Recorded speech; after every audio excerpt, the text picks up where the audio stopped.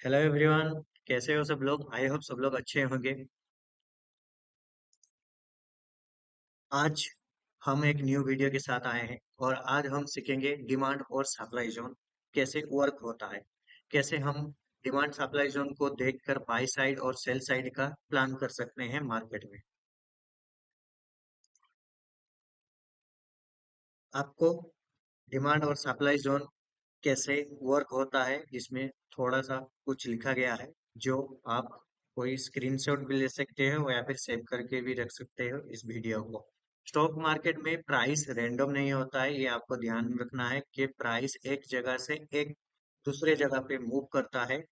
Price इसी basics के ऊपर मार्केट चलता है। तो ये हमेशा आपको ध्यान रखना है कि प्राइस जो है हमेशा डिमांड और सप्लाई जोन के ऊपर ही मूव करता है। और उसी जोन को आइडेंटिफाई करके हम ट्रेड कैसे प्लान करेंगे उसके बारे में ये वीडियो है। पहले आपको जानना है कि डिमांड जोन क्या होता है। ये आपको चार्ट में ही पता चलेगा। ऐसा मैं बताऊंगा तो आपको पता नहीं चलेगा। तो आप देख सकते हो इधर सामने एक चार्ट है। जिस चार्ट में आप देखोगे मार्क किया गया है, एक बॉक्स के अंदर डिमांड जोन मार्क किया गया है और उधर से प्राइस अपसाइड मूव किया गया है। क्योंकि इस जोन से जे आप देख रहे हो कि प्राइस इधर से कंटिन्यू अपसाइड गया और बड़े बड़े कैंडल के साथ बना। तो इस जोन को जिधर से प्राइस स्टार्ट हुआ है उसी जोन को हम मार्क करेंगे और उसको ही डिमांड जोन हम बोलेंगे। चार्ट पर कैसे पहचाने? चार्ट पे सिंपल चार्ट रहता है तो चार्ट में आपको कैसे मालूम करना चाहिए कि हम डिमांड जोन किधर से है और सप्लाई जोन किधर से है। ये सिंपल चार्ट है, आपको इधर पता नहीं चल रहा है कि इधर से डिमांड जोन कौन सा है और सप्लाई जोन कौन सा है। डिमांड जोन कैसे बनेगा? प्राइस हमेशा साइडवेज रहता है और छोटा सा एक बेस बनाता है और उस बेस को ब्रेक करके एक कंटिन्यू बड़े बड़े कैंडल के साथ मूव होता है। जिधर से स्टार्ट होता है उस मूव को और उसी जोन से हम डिमांड जोन मार्क करेंगे। आप देखोगे इधर प्राइस एक बेस बना और बेस बनने के बाद ये कंटिन्यू ब्रेक करके अपसाइड मूवमेंटम हुआ और इसी जोन को हम डिमांड और जोन मार्क करेंगे। डिमांड जोन ही मार्क करेंगे इसको। आप देख सकते हो इधर देखिए, इस प्राइस इस जोन से अपसाइड मूवमेंट हुआ और इसी जोन को हम डिमांड जोन मार्क। एग्जाम्पल 3, ठीक है।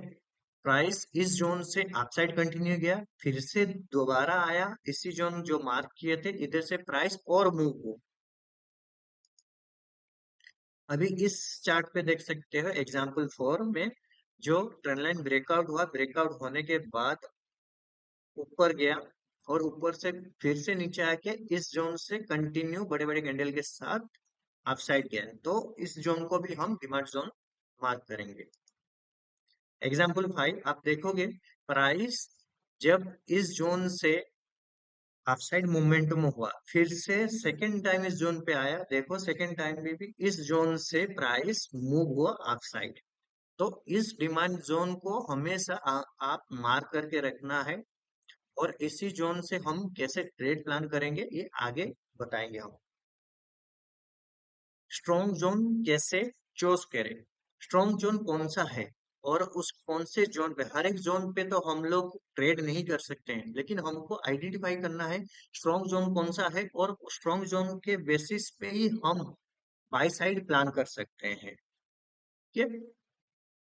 अभी स्ट्रॉन्ग जोन कैसे पहचाने? स्ट्रॉन्ग मूव के साथ बड़े बड़े कैंडल बनता है और उसी जोन से अपसाइड मूव होता है, तो उसी जोन को हम लोग मार्क करेंगे। ये स्ट्रॉन्ग जोन है। ठीक है। वो जो जोन हम मार्क किए हैं वो फ्रेश जोन है कि नहीं, क्या वापस आया है, सेकेंड टाइम आया है, थर्ड टाइम आया है क्या उस जोन को? नहीं आया है। तो अगर वो नहीं आया है तो वो स्ट्रॉन्ग मूव है और स्ट्रॉन्ग बायर भी बैठे हैं उस जगह पे। तो इसीलिए हम लोग उस जोन को ज्यादातर ज्यादा ट्रेड करने के लिए कोशिश करेंगे। ओके। और ट्रेड कैसे लेना है? जब डिमांड जोन पे आता है तो हमारा बाई सेटअप बनता है। तो बाई जब करना है तो उसके लिए क्या करना पड़ेगा, हम कैसे एंट्री प्लान करेंगे। तो इसमें कुछ पॉइंट्स है जो मैंने लिखा है। ओके, प्राइस डिमांड जोन पे आए, वेट करो, तुरंत बाई मत करो। अगर प्राइस डिमांड जोन पे आता है तो तुरंत बाई करने का सोचो नहीं, कि प्राइस एक्शन को देखो पहले, उस जगह पे प्राइस एक्शन क्या कर रहा है, थोड़ा टाइम वेट कर लो। फिर कंफर्मेशन करो जे भाई कौन से कैंडल क्लोज कर रहा है, बुलिश कैंडल बन रहा है या फिर बुलिश आरामी, और ये इवनिंग स्टार पैटर्न या फिर मॉर्निंग स्टार पैटर्न या फिर शूटिंग स्टार पैटर्न, कौन से पैटर्न बन रहा है उस जगह पे मार्क करो। ठीक है, तो उसके बाद रिजेक्शन हो रहा है क्या, उस जगह पे रिजेक्शन हो रहा है क्या, अगर रिजेक्शन हो रहा है तो बाय साइड का एक स्ट्रॉन्ग कैंडल क्लोज कर रहा है, तब हमको बाय प्लान करना है। और स्टॉप लॉस उस जोन के नीचे रखना है, टारगेट नेक्स्ट सप्लाई जोन तक हमको टारगेट रखना है। ओके, एग्जाम्पल ये देखिए, प्राइस इधर से मूव हुआ, फिर से प्राइस इस जगह पे आया, इधर से कंटिन्यू अपसाइड मूव हुआ। तो ये जो जोन था, आप ये चार्ट पे देख सकते हो, इस जोन को मैंने मार्क किया और इसको मैंने डिमांड जोन मार्क किया। ओके, जब डिमांड जोन मार्क किया, इस जोन को फर्स्ट टाइम जब आया, ये क्योंकि ये फ्रेश है तो ये फर्स्ट टाइम आया, टच किया, और टच करने के बाद एक बुलिश कैंडल बना, और इस कैंडल का हाई ब्रेक पे एंट्री हुआ हमारा, और नीचे स्टॉप लॉस पड़ा रहा, और इधर हमारा टारगेट। ठीक है, फिर थर्ड टाइम आया, थर्ड टाइम में भी इधर से बुलिश कैंडल बना। ठीक है, और इस डिमांड जोन से प्राइस फिर से रिएक्शन दिया और ये सबसे हाई गया। ठीक है, अभी हम कुछ देर पहले डिमांड जोन के बारे में बातचीत किए। डिमांड जोन कैसे वर्क करता है ये आपको पता चल गया, तो सेम सप्लाई जोन कैसे वर्क होता है, और कैसे सप्लाई जोन को मार्क करेंगे और कैसे ट्रेड प्लान करेंगे, इसमें भी कुछ रूल रेगुलेशन है, उस हिसाब से हम लोग ट्रेड प्लान करते हैं। जहां से प्राइस स्ट्रॉन्ग नीचे गिरता है, उधर सेलर हमेशा एक्टिव रहते हैं, और उसी जोन को हम सेलर एरिया या फिर सप्लाई एरिया हमेशा उसको मार्क करना है, और उस जोन को सप्लाई जोन ही बोलते हैं। हमेशा प्राइस बेस बना के स्ट्रॉन्ग बेरिश मूव होता है, बड़े बड़े कैंडल के साथ नीचे जाता है। तो हमेशा याद रखिए, आप उस जोन को सप्लाई जोन मार्क कीजिए। चार्ट पर कैसे पहचाने, ये सिंपल चार्ट है, और ये सिंपल चार्ट में कैसे हम लोग चार्ट में पहचानेंगे, आगे देखेंगे।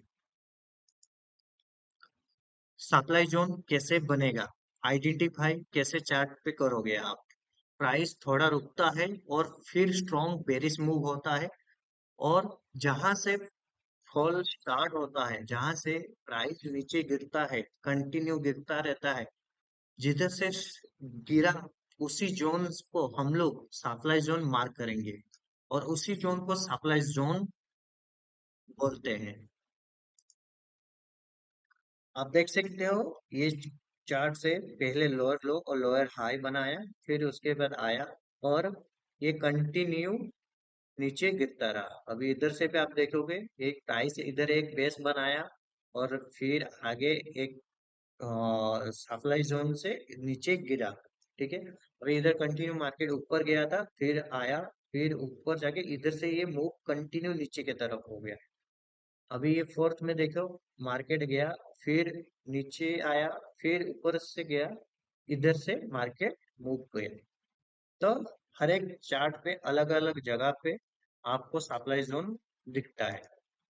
एग्जाम्पल टू, इधर से आप देख सकते हो, प्राइस इधर से कंटिन्यू मूव हुआ, और इस जोन से फिर प्राइस नीचे की तरफ भागा, बड़े बड़े कैंडल के साथ नीचे की तरफ।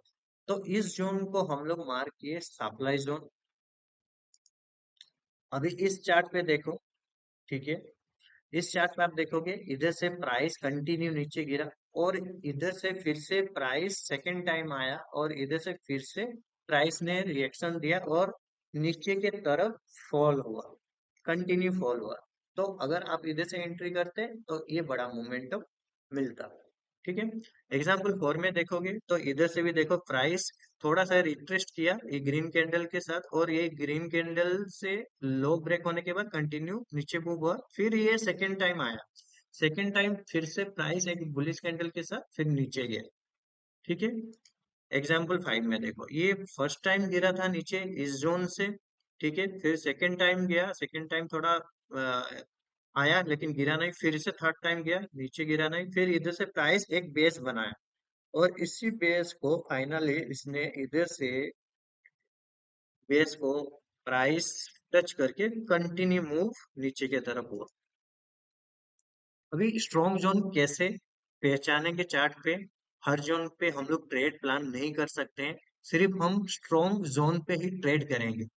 और स्ट्रॉन्ग जोन को कैसे पहचानोगे आप? स्ट्रॉन्ग मूव बिग कैंडल के साथ होगा, कोई से भी एक जोन होगा, उधर से अगर प्राइस गिरा होगा तो एक स्ट्रॉन्ग गिरावट हुआ होगा और बड़े बड़े कैंडल के साथ क्लोज किया होगा, तो उसको फ्रेश जोन मानेंगे, क्योंकि उस जोन पे प्राइस डबल बार जब आएगा तो तब हम ट्रेड प्लान करने के लिए सोचेंगे। ट्रेड कैसे लेना है? सप्लाई जोन पे जब आता है तो उधर हमारा सेल सेटअप होता है, तो उस जोन पे कैसे हम लोग ट्रेड प्लान करेंगे? प्राइस सप्लाई जोन पे आए, कंफर्मेशन का वेट करो, बेयरिश सिग्नल मिले तो सेल करो, और स्टॉप लॉस जोन के ऊपर और टारगेट नेक्स्ट डिमांड जोन के पास। ये आपको मैं चार्ट को समझाता हूँ। अब देखो प्राइस इस जोन से नीचे कंटिन्यू गिरा, और अब कंटिन्यू अप साइड मूव हुआ, और सेकेंड टाइम इस जोन पे आया, और इधर से एक बेरिश इंगल्फिंग कैंडल बना, और इधर से हमारा एंट्री रहा और ये टारगेट हिट हुआ।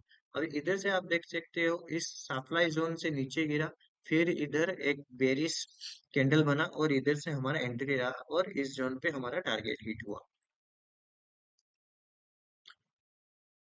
आपको जब ट्रेड लेते हो तो उसमें से बहुत सारे ट्रेडर मिस्टेक करते हैं, कॉमन मिस्टेक करते हैं, तो उस मिस्टेक क्या क्या रहता है उसके ऊपर मैं थोड़ा बताना चाहता हूँ आपको। हमेशा आप हर जोन पे ट्रेड नहीं करना है, कंफर्मेशन का बिना एंट्री नहीं करना है, ओवर ट्रेडिंग नहीं करना है, और एसएल ना लगाना। आप आपको ध्यान रखना है कि हर जोन पे आपको ट्रेड नहीं करना है। जो फ्रेश जोन है उस जोन पे हमको ट्रेड प्लान करना पड़ेगा, और उधर जब ट्रेड आप प्लान करते हो पूरे कंफर्मेशन के साथ, बुलिश इंगल्फिंग कैंडल या फिर सिंगल पिंक कैंडल या फिर शूटिंग स्टार, मॉर्निंग स्टार, या फिर इवनिंग स्टार पैटर्न, कुछ पैटर्न बने तो उस हिसाब से आप ट्रेड प्लान कर सकते हो। जैसे उस कैंडल का हाई ब्रेक होगा तो आपका ट्रेड प्लान होगा। अगर आपको लगता है कि मैं एक दो ट्रेड किया लॉस में हुआ तो उस दिन आप ट्रेड मत करो। हाँ, तो ओवर ट्रेडिंग जितना करोगे तो उतना लॉस में पड़ोगे, तो ओवर ट्रेडिंग कभी नहीं करना, एक से दो ट्रेड करना। ओके। और हमेशा आपका एसएल लगा के ट्रेड ही करना। ओके। हम्म। और कुछ नोट है जो आपको नोट डाउन करना पड़ता है। पेशेंस सबसे इम्पोर्टेंट है। आपको मार्केट में आए तो तुरंत ट्रेड लेने के लिए मत सोचो, अपना एक जोन आइडेंटिफाई करो, उस जोन का वेट करो, उस जोन पे जब आता है तब ट्रेड प्लान करो। ठीक है।